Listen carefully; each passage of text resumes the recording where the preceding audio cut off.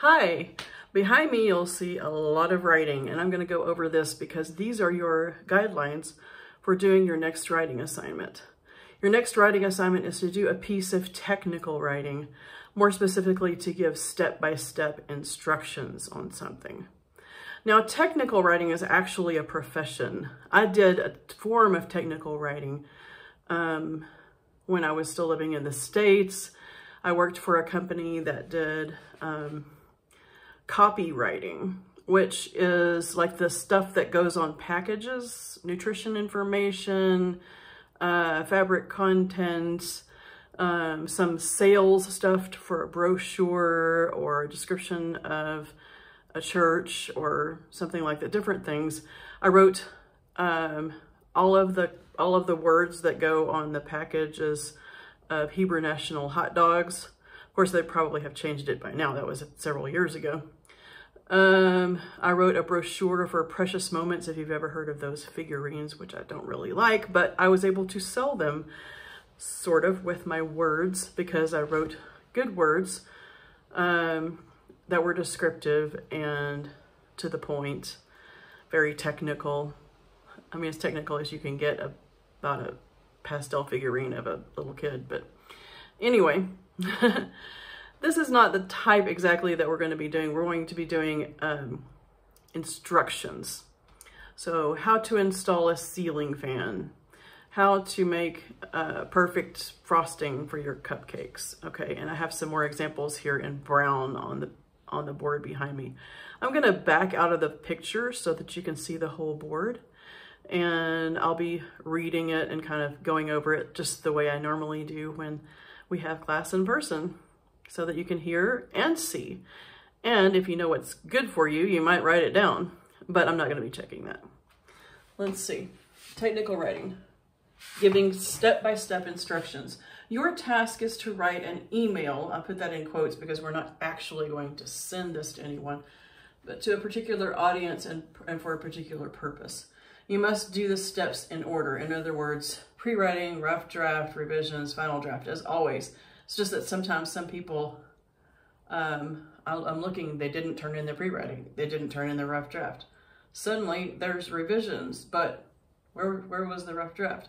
Anyway, so just let's try to do these things in order. Step 1, pre-writing. Figure out your subject, occasion, audience, and purpose.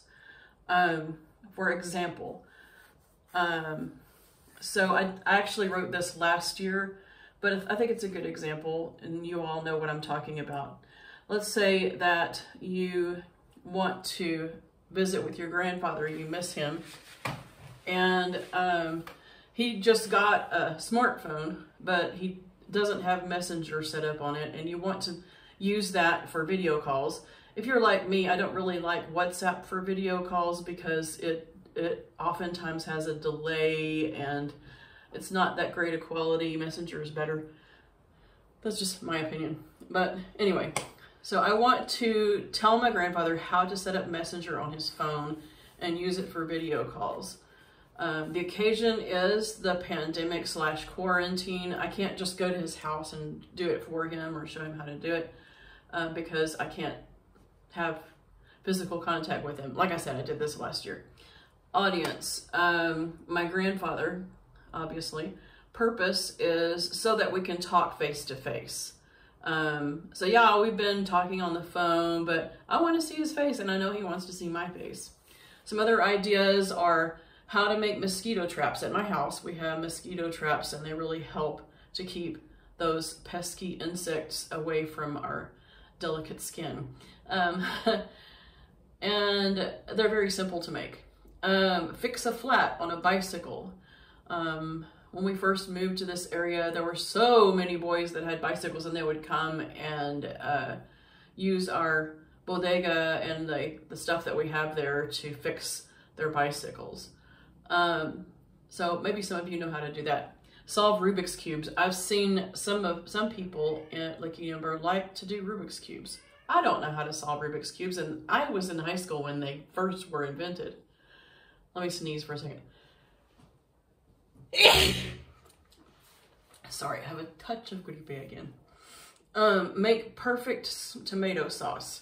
So you have figured out how to make the perfect tomato sauce for your spaghetti, and you want to share that with somebody.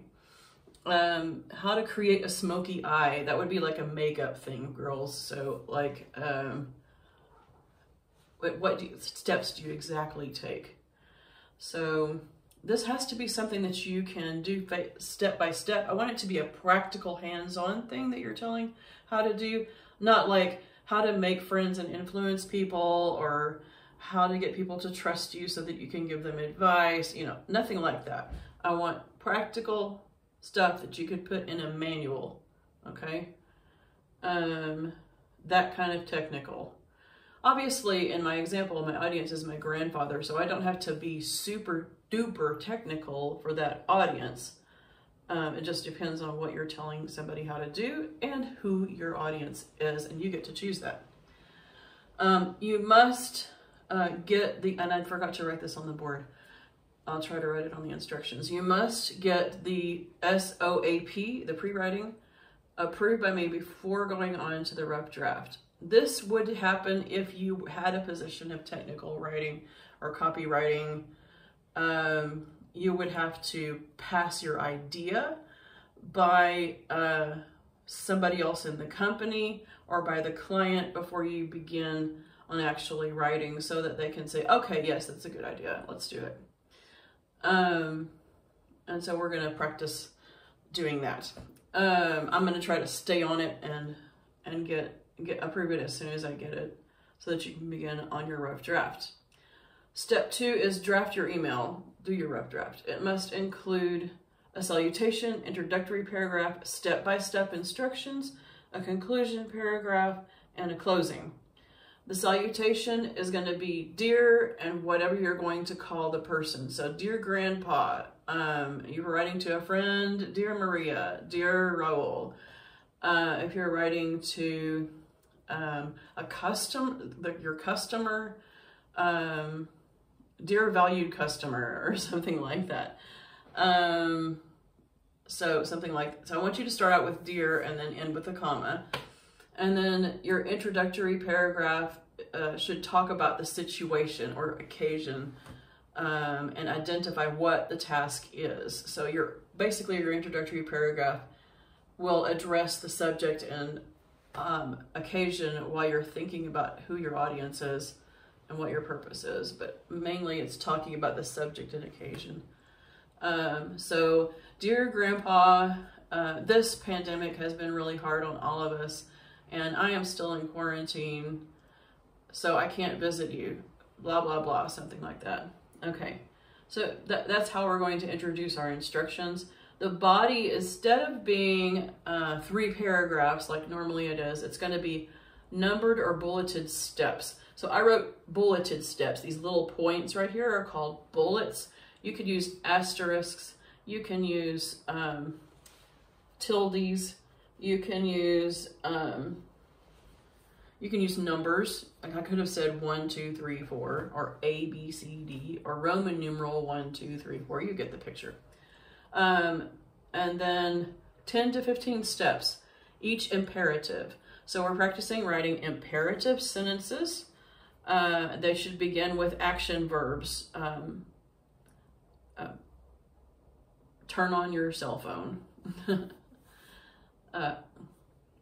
Find the App Store, or find Google Play, depending on what kind of phone your grandfather has.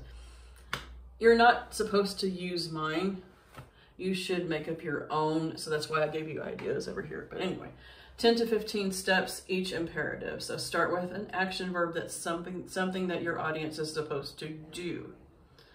And it should be, I think 10 to 15 is a good number, but don't make your reader guess. So like if you're telling how to make a peanut butter and jelly sandwich, I don't know if that's going to be enough stuff for 10 to 15 steps, but if you were, make sure and tell them to what to use, like use a knife to spread the peanut butter, use a spoon to get the jelly out, whatever you want to tell them to do. Be very, very specific. Don't leave things out. So if you forgot to tell them to put the 2 slices of bread on the plate, then when it says to spread the peanut butter, where are you supposed to spread the peanut butter? So, so don't skip things. Don't make your reader guess. You might have to start with materials. Especially the more complex your situation is, then the more you might need to start with. Gather materials, gather your peanut butter, your jelly, your bread, etc. So that might be a step. Take out 2 bowls, one for dry ingredients and one for wet ingredients. Let's say if you're making cookies or something. But anyway, let's see. End this part with what to do when done. That could be your last step. Cut your sandwich in half and enjoy. Something like that. Enjoy your sandwich. Press the whatever button and begin the program. Whatever your last step is, it should be to tell them what to do when they are finished with whatever this instruction is. The conclusion paragraph should be to get back to your goal and purpose in the future. So I hope you are able to follow these instructions. Please call me if you have trouble with them, and I will help you through the part you're having trouble with. Grandpa, I'm looking forward so much to being able to talk to you face to face over Messenger, that kind of thing. Closing is, for example, your friend Dina. I love you, Grandpa, Kathy, whatever. So you should have some kind of closing, like here it has your friend, and you should have your name. Do not do revisions before I give instructions. So make sure that you know what I want you to do exactly for revisions before you move on to the step. Like I said at the beginning, you must do the steps in order: pre-writing, drafting, revisions, final draft. If you give me exactly the same thing for the final draft as you gave me for the rough draft, I will not grade it again. I'm not going to grade the exact same thing twice. So please don't do that. So here I am again. And all I wanted to say now is that I hope this is enough for you. And if you have trouble following any of these instructions, please do contact me directly, and I'll be glad to help you. Happy writing.